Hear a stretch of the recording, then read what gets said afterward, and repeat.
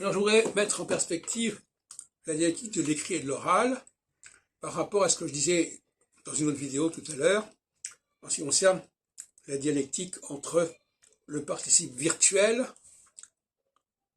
celui du possible, et le participe passé, celui de ce qui a été effectué, ce qui est passé à l'acte.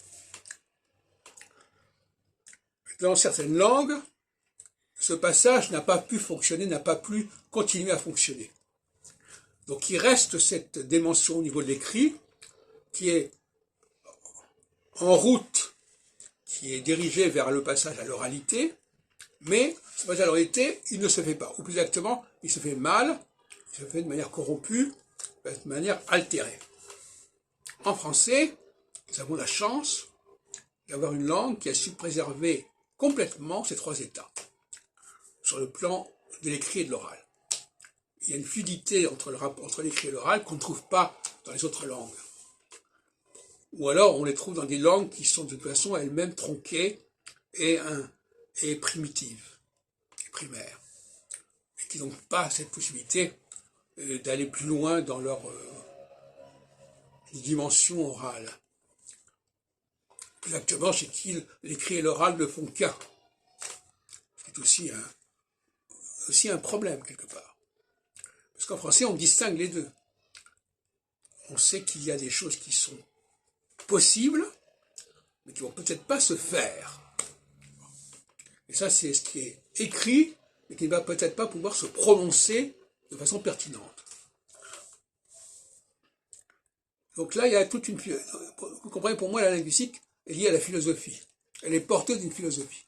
Non pas celle qu'elle utilise, qu'elle véhicule en parlant de tel et tel texte, de tel et tel auteur, qui serait complètement hétérogène, mais une structure qui est interne à la langue elle-même et qu'il faut dévoiler, qu'il faut exposer.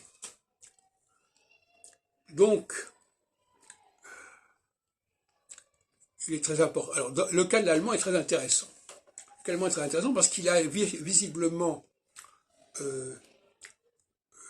une structure écrite qui favoriserait normalement un passage à l'oral, notamment au niveau des diphtongues, mein, sein, dein, etc., kein, ein, nein, et à l'oralité, aujourd'hui, ça ne s'entend pas.